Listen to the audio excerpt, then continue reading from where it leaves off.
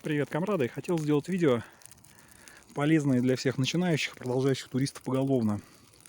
Подавляющее большинство туристов приходят они на стоянку и начинают там заниматься тем, что выкашивают дрова. Они совершенно не думают, что они тратят много лишних сил. Они не думают о том, часто они ходят по тем же маршрутам, что и другие группы туристов, что за ними придут какие-то другие люди, и всем нужны будут здесь дрова, они уже все собрали. Иногда на каких-то туристических маршрутах приходишь на стоянку, дров нет, вокруг зато все обгажено. Прошу прощения, не буду говорить чем. Ну вот я предлагаю делать вот что.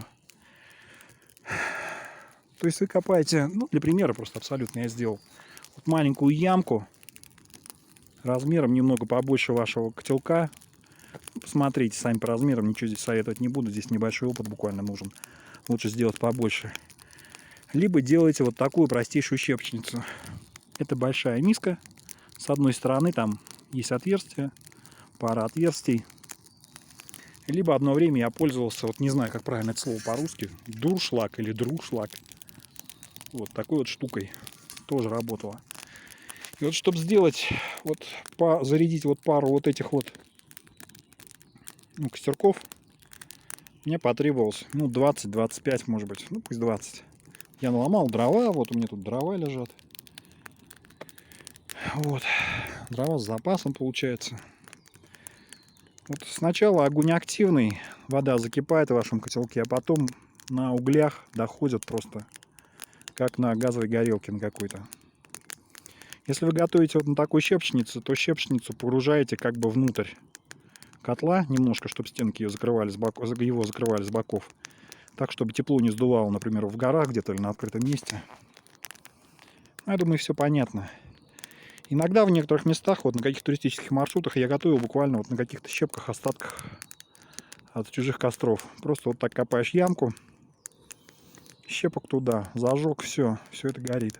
Никаких надо не делать заумных костров, там делают иногда какой-то этот индийский костер, там с каким-то дымоходом. Вот в этой ямке все прекрасно горит. Или вот в этой штуке. По сути, чтобы приготовить и есть там на двоих-троих людей, достаточно одной крупной ветки, которую вы сломали с какой-нибудь елки или сосны. По-моему, тут даже нечего комментировать. Подумайте о том, что вот нужно избегать лишней работы.